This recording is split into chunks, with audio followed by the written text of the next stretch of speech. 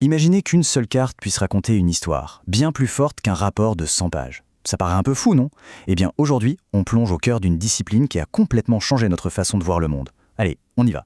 Voilà, cette citation de Benjamin Strick, qui est un expert des enquêtes numériques, résume tout parfaitement. En gros, une bonne image, une bonne carte, ça peut avoir un impact que des milliers de mots n'auront jamais. C'est ça, la puissance de la synthèse visuelle quand on l'applique à la géographie. Bon, alors comment ça s'appelle cette discipline qui arrive à transformer des données un peu brutes en de véritables récits visuels, des récits aussi percutants? Ça s'appelle le renseignement d'origine géospatiale, ou GeoInt pour faire plus court. Alors, pour expliquer ça simplement, le GeoInt, c'est un peu l'art de prendre des images, par exemple des images satellites, et de les mélanger avec plein d'autres données géographiques. Ça peut être l'emplacement d'une base militaire, la façon dont une épidémie se propage, ou même le tracé d'un nouvel oléoduc. L'idée, c'est de croiser tout ça pour vraiment comprendre ce qui se passe sur notre planète. Alors, on pourrait croire que le GeoInt, c'est quelque chose de très récent, très moderne. Mais en fait, pas du tout. Ses racines sont bien plus profondes. C'est une histoire assez fascinante, une vraie saga technologique qui nous emmène des tout premiers avions espions jusqu'aux satellites qui nous observent aujourd'hui. Tout a commencé au début du XXe siècle, avec les toutes premières photographies aériennes utilisées par les militaires. Mais le vrai déclic, le moment où tout bascule, c'est la guerre froide. Il faut s'imaginer le programme satellite américain Corona, qui était ultra secret à l'époque et qui a réussi à prendre des photos de territoires ennemis avec une précision qu'on n'avait jamais vue. Après ça, bien sûr, la technologie n'a cessé de s'améliorer, jusqu'à la création, en 2003, de la NGA aux États-Unis, qui a vraiment officialisé le GeoSHINT comme un pilier central du renseignement moderne. Ce qui est vraiment incroyable dans tout ça, c'est que cette discipline n'est plus du tout l'apanage des agences gouvernementales. Aujourd'hui, les outils sont devenus tellement accessibles que n'importe qui peut se lancer dans sa propre enquête géospatiale. Oui, depuis son propre ordinateur.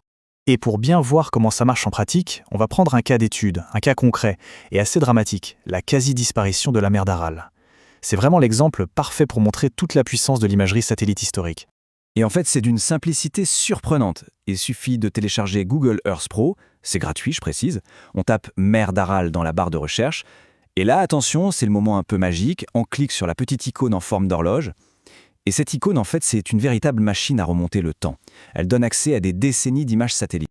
Le résultat est vraiment saisissant. Quand on regarde en 1984, on voit une mer immense, pleine de vie. Et puis on fait glisser le curseur jusqu'en 2020, et là, la mer a quasiment disparu. À la place, il y a un désert aride toxique. La raison de tout ça, on a détourné les fleuves qui l'alimentaient pour irriguer des champs de coton. Et cette histoire, eh bien, l'imagerie satellite la raconte sans détour, de la manière la plus brute, la plus implacable possible. Bon, maintenant, il y a un point important à comprendre. Le GeoInt, c'est hyper puissant, on vient de le voir. Mais ça ne fonctionne pas tout seul dans son coin. C'est une pièce maîtresse, c'est sûr, mais ce n'est qu'une pièce d'un puzzle beaucoup plus grand, le puzzle du renseignement. Et ce tableau résume bien l'idée. Le GeoInt, lui, il nous donne le « où ». Par exemple, il va nous montrer qu'une nouvelle base un peu suspecte est en construction en plein désert. Ok, mais pour comprendre le reste, il nous faut d'autres pièces du puzzle. On aura besoin du UMINT, le renseignement humain, pour savoir qui l'a construit et pourquoi, grâce à des gens sur le terrain. Et puis il y a le SIGINT, qui va intercepter les communications pour nous dire quoi, de quel matériel il parle, par exemple. C'est seulement en assemblant toutes ces pièces, le où, le qui, le pourquoi, le quoi, qu'on a une vision complète de la situation. Alors justement, parlons-en de ces fameux outils. La très bonne nouvelle, c'est qu'une bonne partie de l'arsenal de l'analyste GeoInt est aujourd'hui accessible à tout le monde. Et je précise, gratuitement et en toute légalité. On a déjà mentionné Google Earth Pro, qui n'est pas fait pour l'exploration historique. Si on cherche des images plus récentes, avec la possibilité de choisir des dates bien précises, il y a Sentinel Hub. Maintenant, si on veut vraiment passer à la vitesse supérieure, faire de l'analyse de données poussée, alors là, la référence absolue en open source, c'est QGIS. Et enfin, un dernier exemple, pour extraire des infos très spécifiques de la carte collaborative OpenStreetMap, du genre « montre-moi tous les hôpitaux dans cette zone précise », un outil comme Overpass Turbo, c'est juste magique. Mais attention, avoir les bons outils, c'est une chose. C'est bien, mais ça ne fait pas tout, loin de là. Le plus important, en fait, c'est d'adopter le bon état d'esprit. C'est de développer une pensée critique pour ne pas tomber dans les pièges les plus classiques de l'analyse. Le piège numéro 1, l'ennemi juré de l'analyste, c'est le biais de confirmation.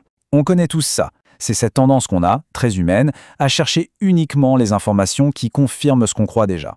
Pour lutter contre ça, il n'y a pas 36 solutions. Il faut une curiosité à toute épreuve. Il faut être prêt à ce que les données nous donnent tort. Mieux, il faut l'espérer. C'est souvent quand nos hypothèses s'effondrent que les vraies découvertes commencent. Le deuxième grand piège, c'est de rester en surface, de juste décrire ce qu'on voit. Ah, tiens, ici, il y a un bâtiment, et là, une route. Bon, et alors? La véritable analyse, elle commence quand on se pose la question « Pourquoi ?» Pourquoi ce bâtiment est ici? Pourquoi cette route a ce tracé et pas un autre? C'est en allant chercher d'autres infos, en croisant les sources, qu'on passe de la simple description à la véritable explication. Finalement, le GeoInt, c'est comme une nouvelle lentille, une nouvelle façon de regarder notre monde. Que ce soit pour suivre la déforestation, pour comprendre la dynamique d'un conflit, ou pour analyser des chaînes logistiques mondiales, absolument tout a une dimension géographique. Et aujourd'hui, avec les bons outils et la bonne méthode, il est possible pour tout un chacun de décoder ces histoires qui sont littéralement inscrites à la surface de la Terre. La seule question qui reste, c'est quelle sera la prochaine histoire à être découverte?